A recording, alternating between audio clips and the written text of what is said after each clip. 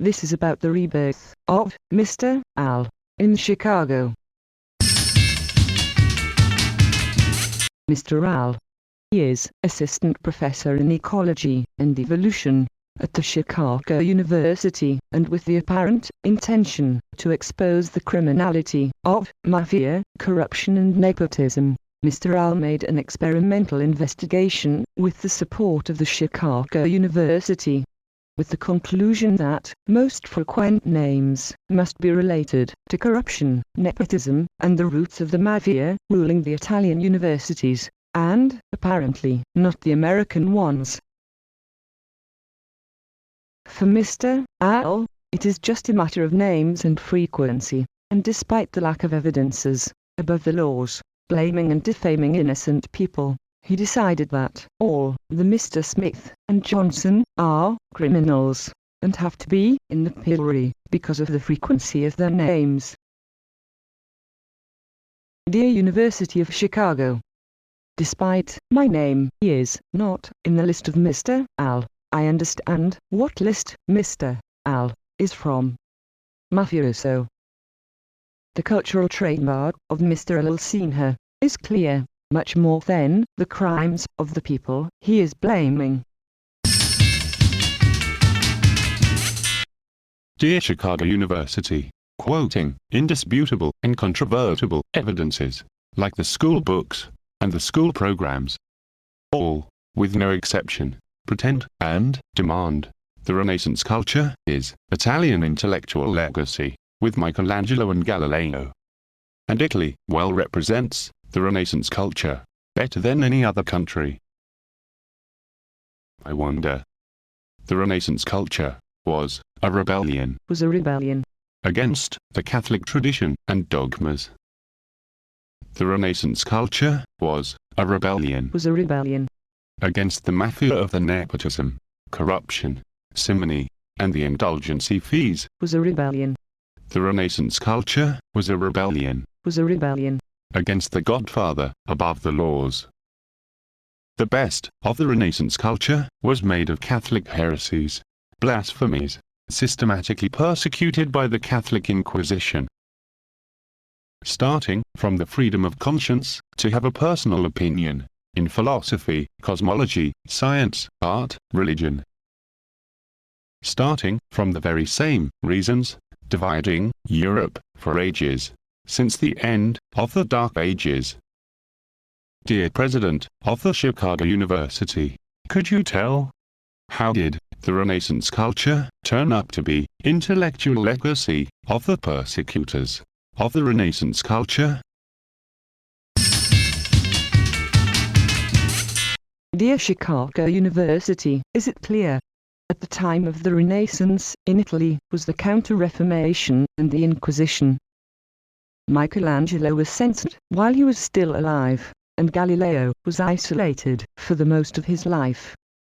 How did the Renaissance culture turn up to be intellectual legacy of the persecutors of the Renaissance culture?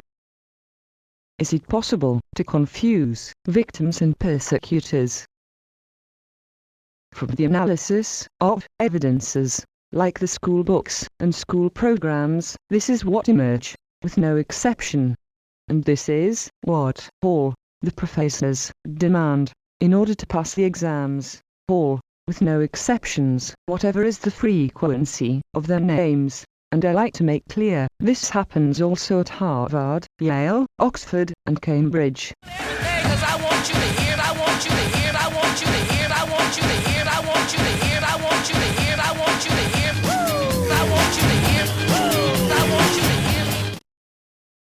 I wonder, what is the probability, in 80 years of history, and hundreds of millions of people, nobody ever asked to stop confusing victims and persecutors? Is it clear, in Italy, the cultural primacy, and the racial laws of the teachers of the Nazi, was never ended? And for consequence, quoting school books and school programs, there are no evidences anybody ever asked. No one out of millions of people in 80 years of history, and I wonder, what is this? A miracle? Or the continuation of the Holocaust? who is to pass the exams? Natural idiots or Catholic mobsters? Meanwhile, Mr. Al is wondering who is ruling the nepotism, the mafia, the morality and values of the cultural primacy and the indulgency system. And I'm not surprised, Mr. Al forgot the millenary tradition of his beloved country. And, to cover up the responsible, he prefers to blame and defame innocent people. In the best respect of the cultural primacy and the signs of Holocaust. Dear Mr. President of the Chicago University, could you answer? How did the Catholic heresies turn up to be Catholic legacy? What logic is behind this morality? Who is to pass the exams? Natural idiots or Catholic mobsters? And you, Mr. Al, what are you? A natural idiot or a Catholic mobster? Dear Mr. Al, from Chicago. You are really representative of the Catholic signs of racism and the moral issue.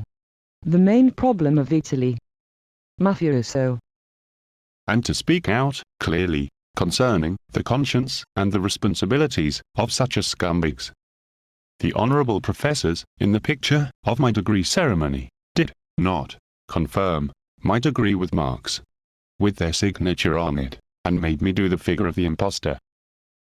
Later, the European Commission have sent report to the Court of Justice in Milan concerning my rights to accept and fulfill the opportunities I had offer, but the prosecutors in Italy have archived the case in the bin in order to protect the cultural primacy and the morality of a bunch of mobsters and scumbags above the laws.